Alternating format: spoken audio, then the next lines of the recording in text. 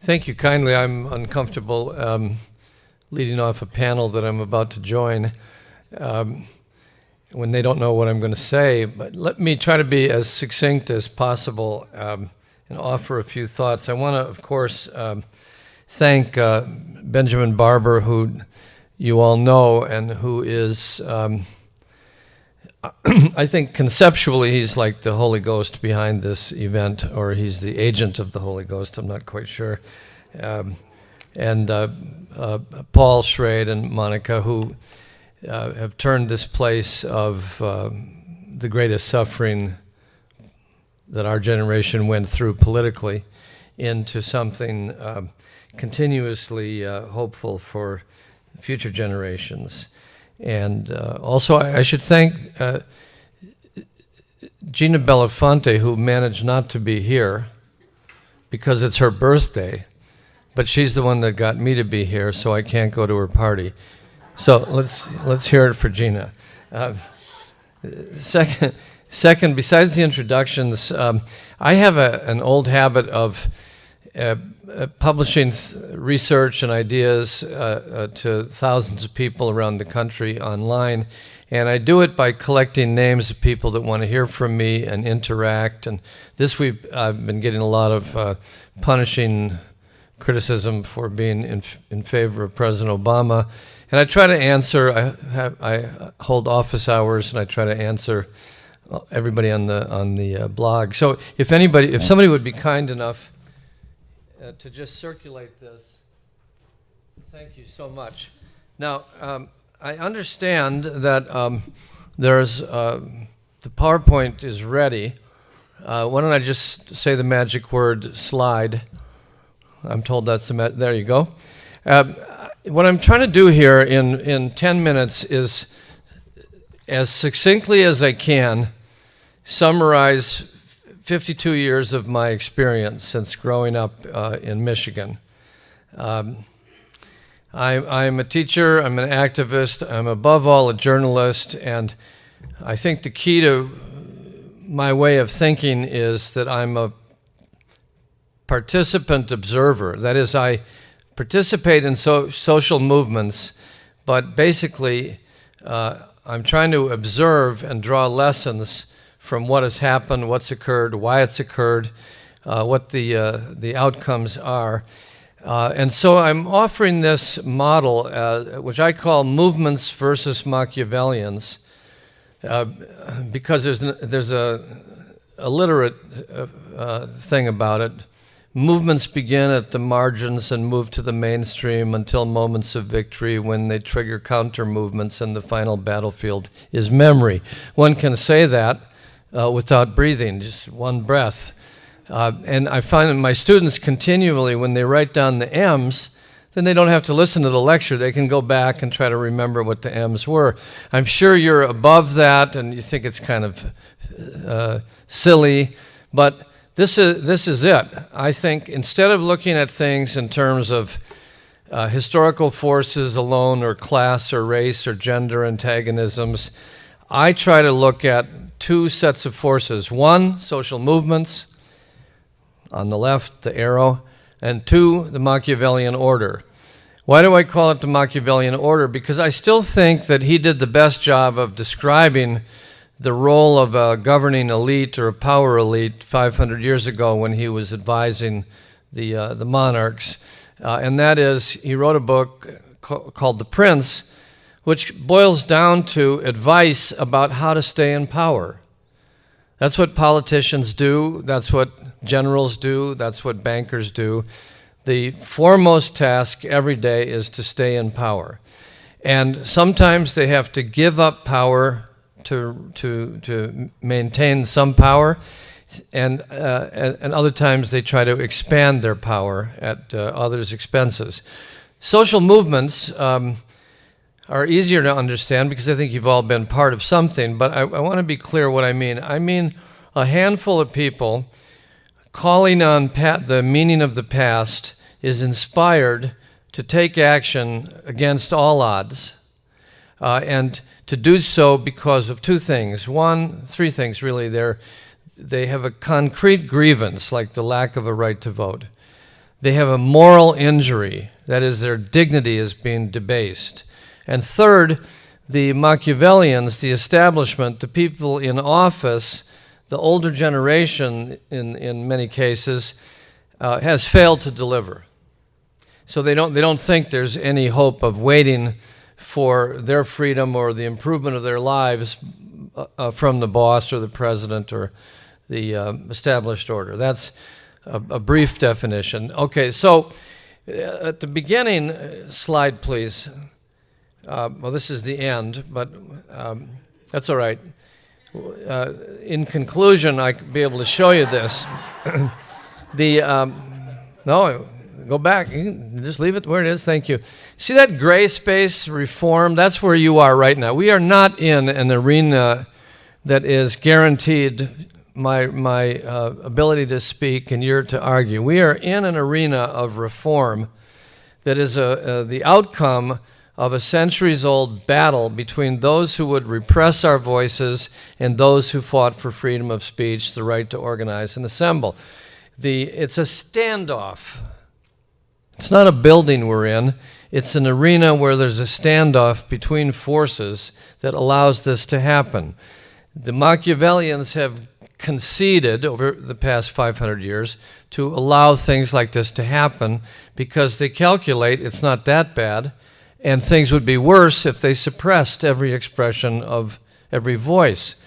The movements, through countless efforts, sacrifice, people being executed, their tongues pulled out, formed organizations like the ACLU and other groups to try to institutionalize the right to speak.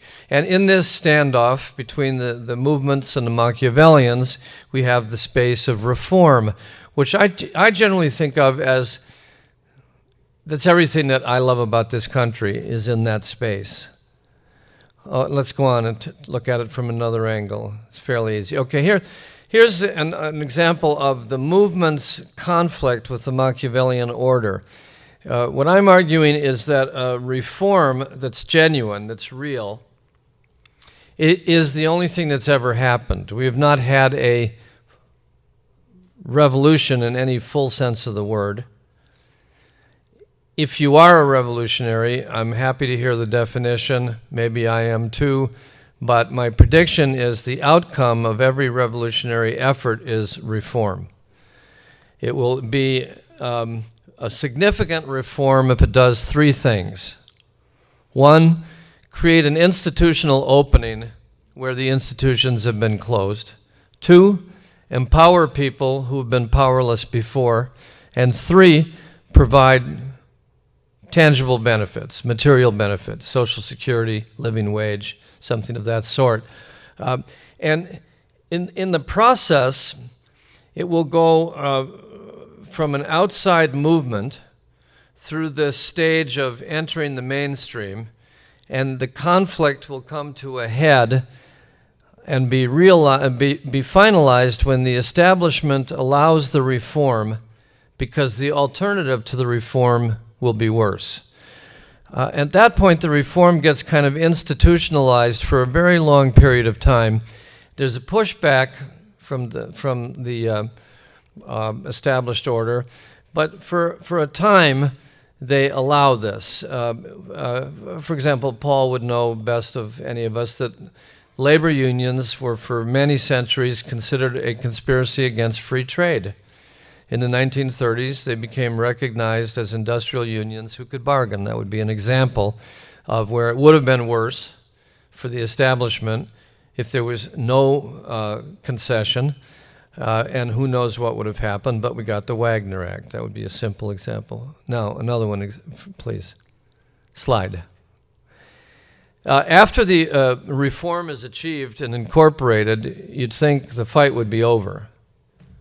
People in my audience these days, particularly women, say, "Do we have to fight this again?" And I hate to break it to you, but you already know we do. Because there's always a backlash. The reform is never fully accepted. The backlash comes in the rise of the Tea Party, for example, or co-optation, bringing in a few people who maybe will be symbolic representatives of the reform, maybe pass a few laws, certainly name a few streets after past radicals, issue a postage stamp for Malcolm X, whatever. And then the battle for memory is fought out continually. We'll get to that in a moment. But we're always in a battle of memory. We're either awakening because of past memory, or we're entering a battle over the meaning of what's come before. Slide, please. While you crawl through this, let me just simplify it and sum up by describing the Obama campaign. The upper part of the chart is what the Machiavellians do in response to social movements. The lower chart is what movements do, how they proceed. It's not linear, it's not straight lines, but in order to put words before you have to look at it that way. Let's take just to sum up, the Obama campaign, thinking of it as the movement that led to the election of Barack Obama. Social movements are usually not candidate-led, they're not political at all, but if you remember the way the Obama campaign unfolded, the young people, in particular, the mass base of the campaign, had all of the qualities of a genuine social movement that got behind a candidate who himself knew a thing or two about social movements from his past as a community organizer. So the Obama campaign started with a very small handful outside the structures of the Democratic Party, challenging the Clinton establishment of the party, including Hillary Clinton herself, and they were able to do so because they drew on memory that propels a lot of movements. The primordial, the fundamental memory is the 500 years of slavery and civil rights struggle that preceded it. Those of us, like myself, who were in Mississippi in 1960, 62, 63, I don't remember a single conversation. Maybe I'm wrong. I don't remember. Somebody here will correct me. I know.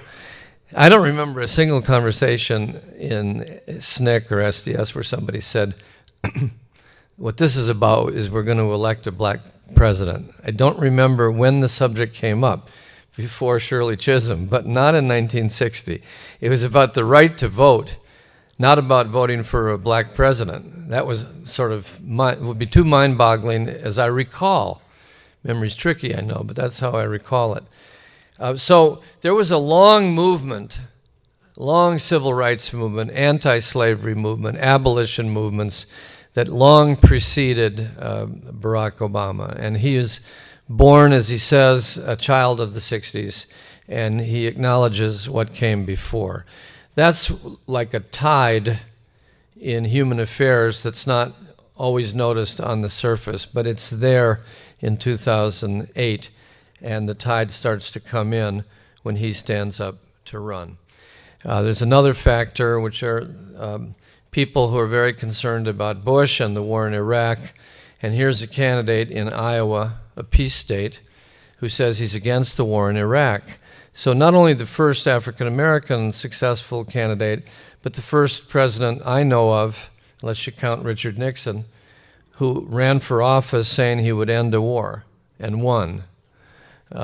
Nixon's was the secret war. He had a secret plan to end the secret war, and we're still waiting to hear more details as they're disclosed by the FBI on that one. But so Obama attracted this unusual, unorthodox constituency with a very high motivation, the kind that you saw in the farm workers movement or the boycotts, that very high motivation, working 20 hours a day. And in a state that's not 100%, but mainly white, he beats Hillary Clinton. That's an organized social movement at the root that is tapping into a deep need that many Americans feel. He goes on from there with a well-organized strategy and wins the nomination, eventually wins the presidency. So he moves from the margins through the mainstream, and in this chart, the success is what is called reform in this chart. You can call it victory. He wins. Now, what happens when you win is very familiar to us, but and I don't know how to reverse it. The winning side splinters and loses some of its energy. I think this is partly because when you struggle for so long, for decades or for 18 straight months, 24/7, when you win, you're exhausted. It's also because it's abnormal to be political all the time. You want to take your victory home and return to everyday life and make it a richer life around home. Like our family is 6 people, broadly speaking, and half black, half white. We wanted to enjoy Barack Obama. He's our president. I have a 12-year-old. He shook his hand. The tide is moving. So naturally, you want to take the victory home. You don't want to go to more meetings right away. The other thing that happens simultaneously is that the losing side becomes much more energized and much more hysterical because they perceive his elevation as their demotion, psychologically and in terms of privileges and benefits and so on. So it's no accident that after he's elected, 800,000 jobs are being lost a month. He passes a $900 billion stimulus package. It stems the complete catastrophic job loss. And within a week, the Tea Party is announced.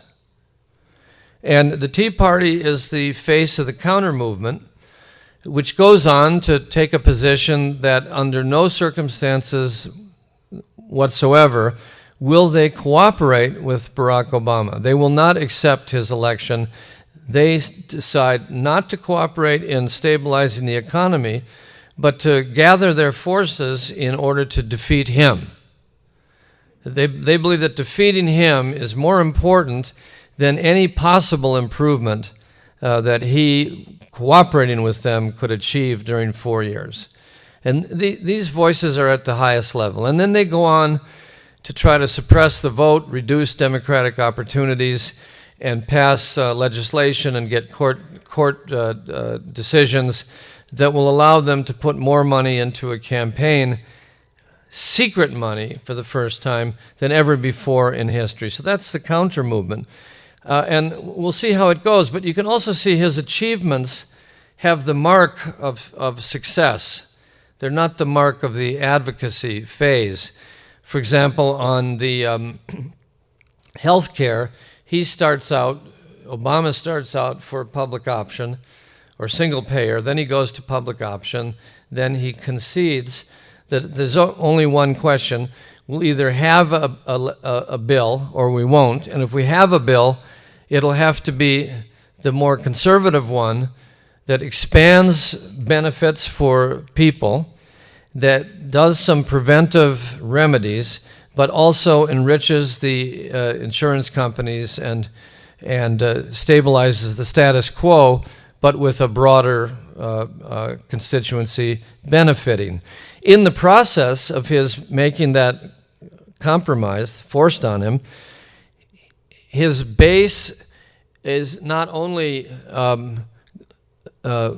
weakened, but they become demoralized because they start demanding single payer or Canada style, and going through the juggernaut of the way it looks in Washington, they wind up with something that they apparently never thought that they would get.